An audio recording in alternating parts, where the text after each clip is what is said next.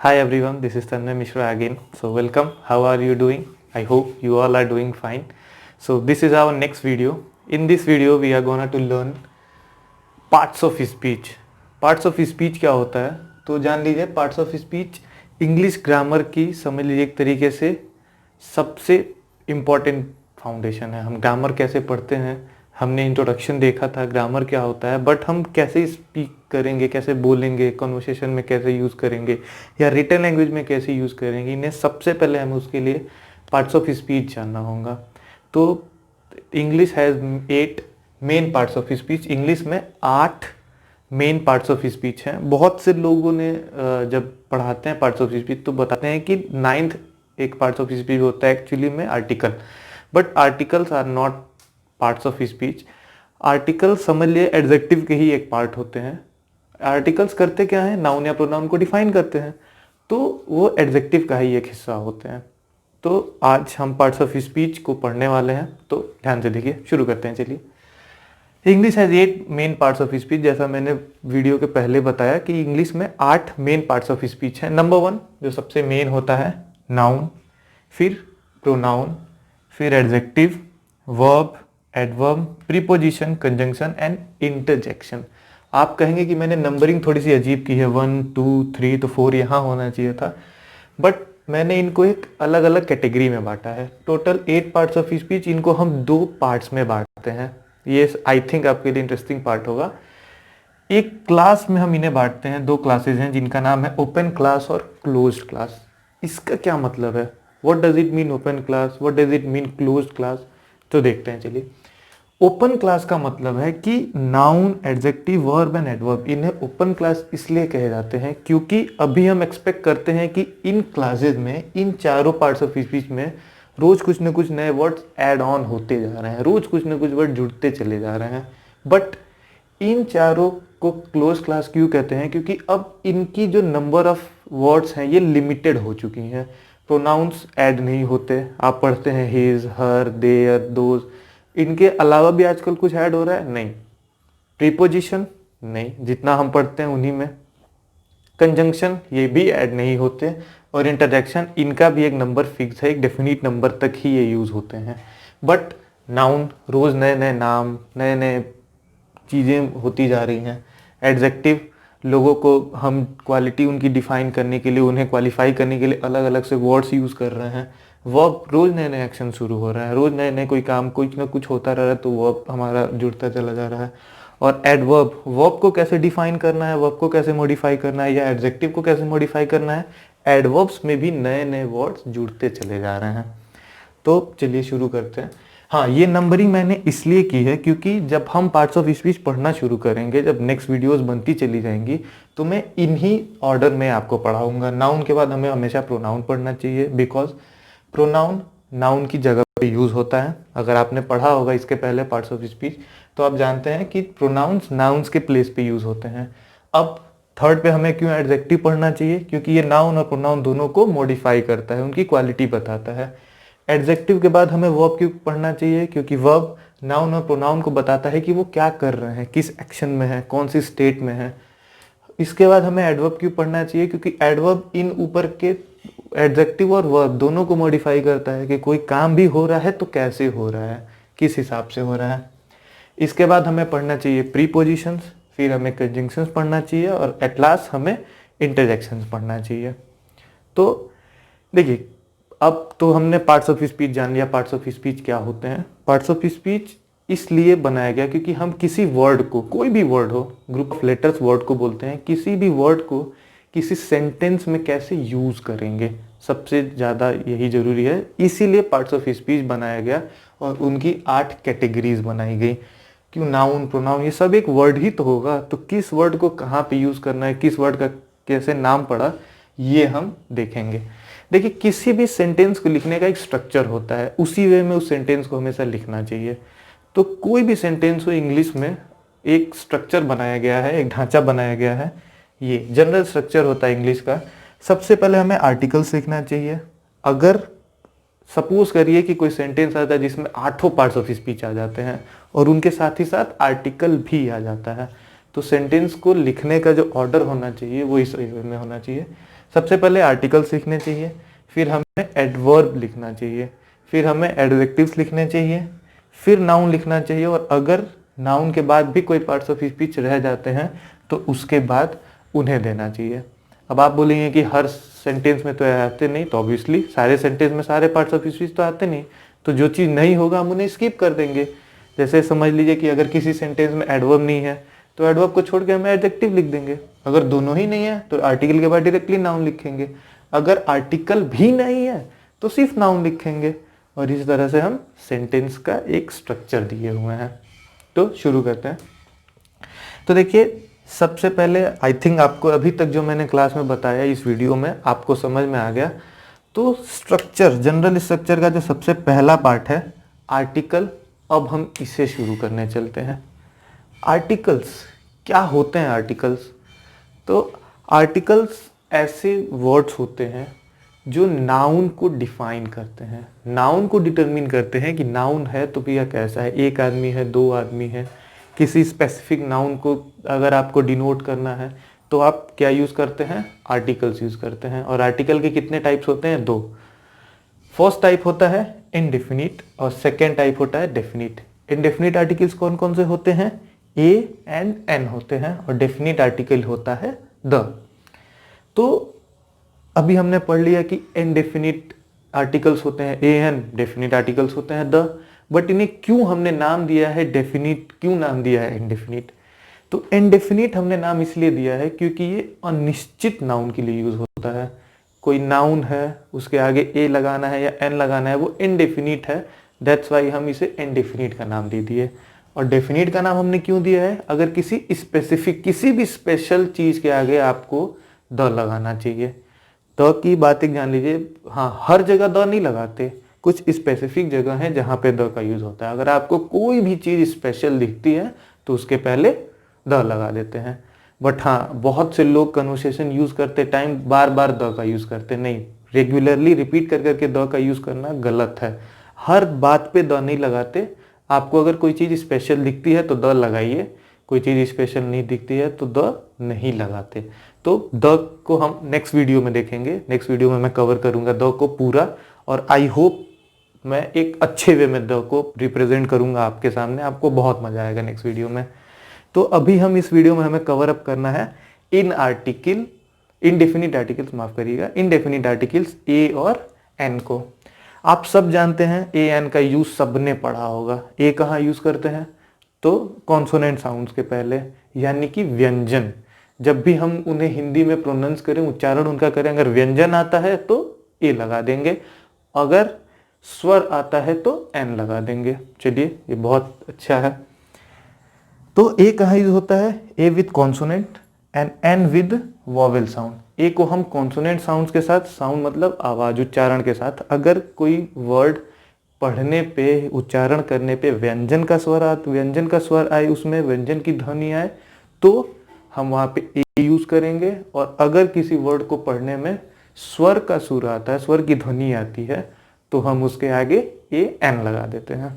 इतनी बात I hope आप जानते होंगे। बट सिर्फ यहीं तक इनका यूज नहीं है, और भी इनके यूज हैं। सेकेंड यूज होता है ए का only with countable nouns. Indefinite articles का यूज सिर्फ और सिर्फ काउंटेबल नाउन्स के साथ हम करते हैं, जिन्हें हम काउंट कर सकते हैं, सिर्फ उन्हीं के साथ हम इनका यूज करते हैं।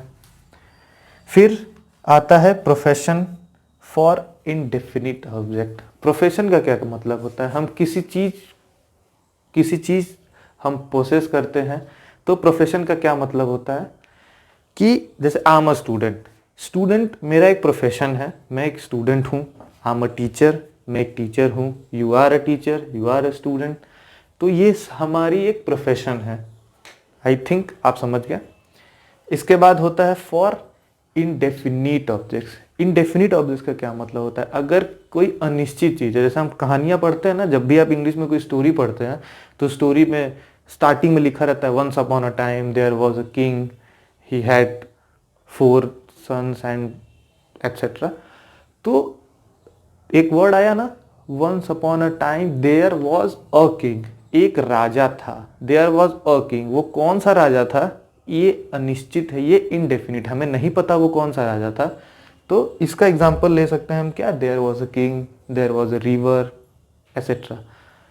इसके बाद इन सेंस ऑफ एज या सेम, कभी कभी हम एज या सेम, कोई चीज़ एक ही जैसी होती है, कुछ चीज़ें एक जैसी अगर सेम होती हैं तो वहाँ भी हम ए का यूज़ कर देते हैं।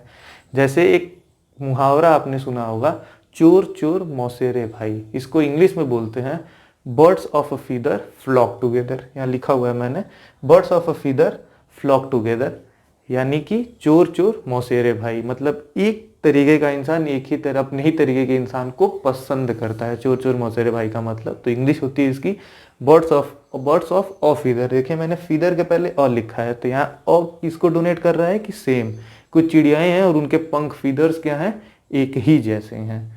तो जो मैंने लिखा है उसकी सेम हिंदी पे नहीं जाना, इसका मतलब होता है birds of a feather flock together. फिर एक बार रिपीट कर देता हूँ, चोर चोर मौसेरे भाई।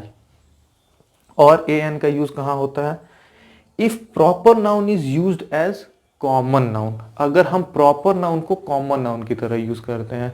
जैसे आप सुनते हैं ना कि किसी लड़के को हम क्वालिफाई करते हैं, किसी लड़के की क्वालिटी बताते हैं, तो लोग बोलते हैं ना, अगर बहुत अच्छा लड़का होता है, किसी का बेटा बहुत अच्छा है, तो लोग बोलते हैं यार लड़का तो श्रवण कुमार है। उनका श्रवण कुमार होने का मतलब ये है कि श्रवण कुमार एक नाम है, एक प्रॉपर नाउन है श्रवण कुमार।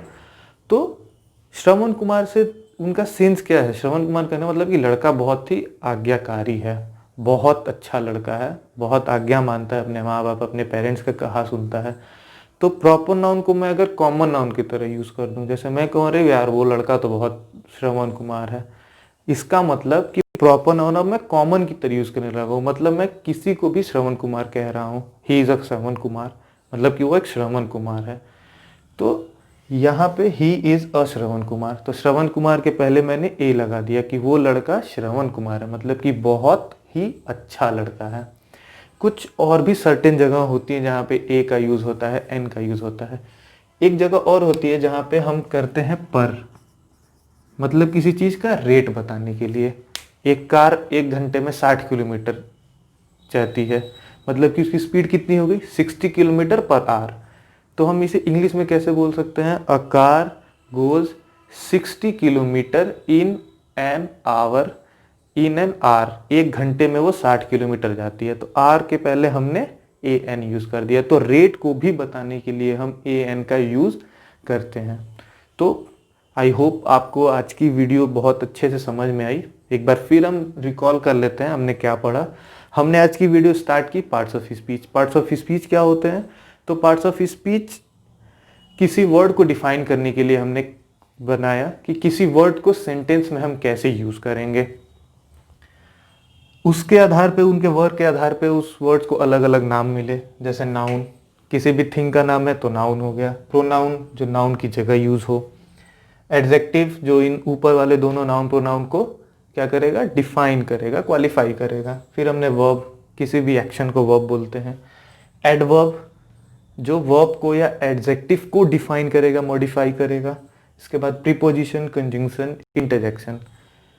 फिर मैंने बताया कि इन 8 पार्ट्स ऑफ स्पीच को 2 अलग अलग क्लासेस में डिवाइड किया गया है। इन्हें कहते हैं ओपन क्लास और इन 4 को कहते हैं क्लोज क्लास। क्यों ओपन क्लास, क्लोज क्लास, क्योंकि इन क्लासेस में, इन चारों types of parts of speech में रोज नए नए वर्ड्स ऐड ऑन होते जा रहे हैं, जुड़ते चले जा रहे हैं, बट इनकी नंबर एक डेफिनिट नंबर पे आके रुक सी गई है। अब इनमें कोई नंबर ज्यादातर ऐड ऑन नहीं होते, यूजुअली ऐड नहीं होते। इनमें रेगुलर लोग अलग अलग नाम रखते हैं, अलग अलग काम कर रहे हैं तो अलग अलग वर्ब्स हो गए, अलग अलग तरीके से उन नामों को मॉडिफाई करते, उनकी क्वालिटी बताते हैं, तो नए नए एडजेक्टिव्स भी जुड़ते चले जा रहे हैं। फिर मैंने आपको बताया कि अगर पार्ट्स ऑफ स्पीच को हमें किसी सेंटेंस में यूज करना है तो उनका एक सीरीज होना चाहिए, एक जनरल स्ट्रक्चर बनाया गया है। और जनरल स्ट्रक्चर क्या होता है, अगर किसी सेंटेंस में 8 पार्ट्स ऑफ स्पीच अगर बाय द वे आ जाते हैं और उनके साथ आर्टिकल भी चला आता है, तो हम कैसे सेंटेंस को लिखेंगे। सबसे पहले हम आर्टिकल्स को लिखेंगे, फिर हम एडवर्ब को, फिर एडजेक्टिव को लिखेंगे, उसके बाद नाउन का नाम आता है, और उसके बाद जो अगर अलग पार्ट्स ऑफ स्पीच बच जाते हैं उनको लिखेंगे। बट फिर एक बार और बताता हूँ, ऐसा कोई सेंटेंस नहीं है जिसमें 8 पार्ट्स ऑफ स्पीच आ जाए। तो आपका क्वेश्चन सही हो सकता है कि अगर नहीं आए तो हम उन नंबर्स को स्किप कर देंगे। अगर आर्टिकल नहीं आता तो एडवर्ब से शुरू करेंगे, एडवर्ब नहीं है तो स्किप कर देंगे, एडजेक्टिव से शुरू करेंगे, एडजेक्टिव भी नहीं है तो डायरेक्टली नाउन से शुरू करेंगे। इसके बाद हमने आज के स्ट्रक्चर का सबसे पहला पार्ट पढ़ा, आर्टिकल। आर्टिकल मैंने बताया क्या होता है। तो आर्टिकल किसी भी नाउन को डिटरमाइन करने के लिए हम यूज़ करते हैं। डिटरमाइन करने का मतलब किसी नाउन कौन है, कोई स्पेसिफिक चीज़ है या कोई इनडेफिनिट चीज़ है।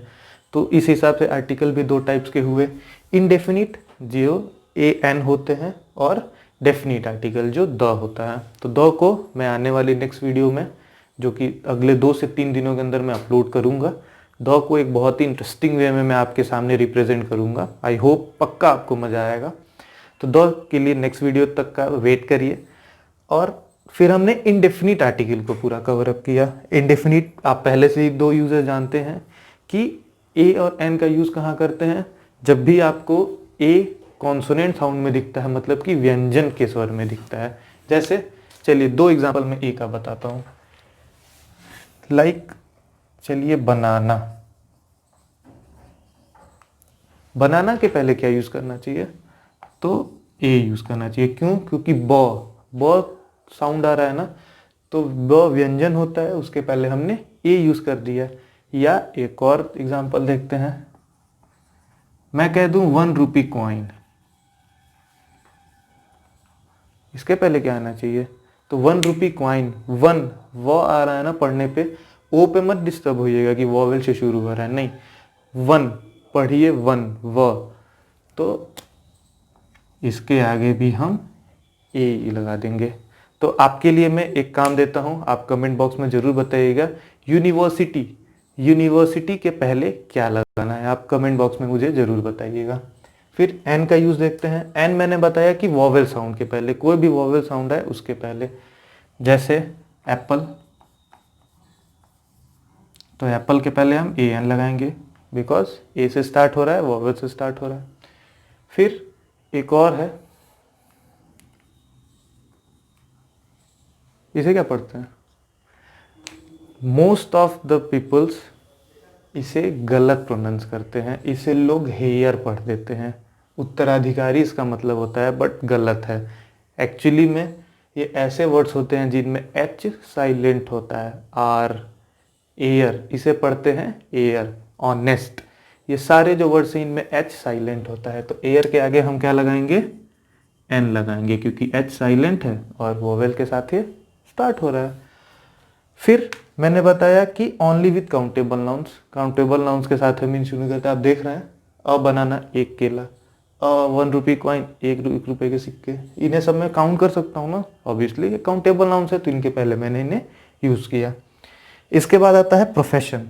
प्रोफेशन का मतलब मैं क्या हूँ, तो आई एम अ स्टूडेंट, तो मैं स्टूडेंट हूँ, मैं एक विद्यार्थी हूँ। आई एम अ स्टूडेंट, मैं एक टीचर हूँ, आई एम अ टीचर। तो ये टीचर, स्टूडेंट, ये मेरी प्रोफेशन को दिखा रहा है। इसके बाद फॉर इनडेफिनिट ऑब्जेक्ट्स, इनडेफिनिट का मतलब जो चीज़ निश्चित नहीं थी, जो चीज़ निश्चित नहीं है। तो मैंने एग्जांपल दिया कि जब कहानियाँ हम पढ़ते हैं तो स्टोरी स्टार्ट होती है, once upon a time there was a king, तो देयर वाज अ किंग, एक राजा था, ये इनडेफिनिट है, वो कौन राजा था we don't know.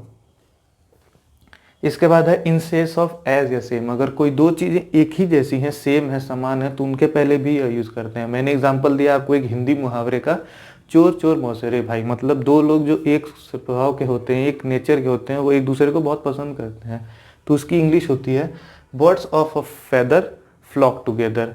Birds of a feather, feather के पहले मैंने ये लगाया, मतलब कि वो सेम कैटेगरी को शो कर रहा है। इसके बाद if proper noun is used as common noun, अगर प्रॉपर नाउन को मैं कॉमन नाउन की तरह यूज करूं तो उसके आगे अ लगाते हैं। जैसे वह लड़का तो श्रवण कुमार है, मतलब बहुत अच्छा लड़का है, अपनी माँ बाप की बात मानता है, तो he is a Shravan Kumar. तो I hope that's all from this video. I hope आपको ये पूरी वीडियो समझ में आई है। अगर कोई भी आपको प्रॉब्लम हो तो प्लीज़ कमेंट सेक्शन में मुझे बताइए। अगर आप वीडियो पे कोई सजेशन देना चाहते हैं तो we will try our best, कोई सजेशन हो तो बताइए। और अगर आज की वीडियो की आपको रिटन मटेरियल चाहिए तो डिस्क्रिप्शन बॉक्स में मेरे टेलीग्राम की लिंक दी हुई है, आप वहाँ ज्वाइन कर सकते हैं। इसके पहले की जो वीडियोस बन चुकी हैं उसकी स्टडी मटेरियल वहाँ पे ऑलरेडी मौजूद है। अगर आप चाहते हैं कि इसके रिटन मटेरियल, तो उस लिंक पे क्लिक करिए या मेरे व्हाट्सएप नंबर पे आप क्लिक कर सकते हैं, मुझे कांटेक्ट करिए, मैं आपको पीडीएफ अवेलेबल कराऊंगा। और द के लिए stay tuned for us, the key मैं नेक्स्ट आने वाली 2-3 दिनों में मैं वीडियो अपलोड कर दूंगा। तो दैट्स ऑल फ्रॉम टुडे।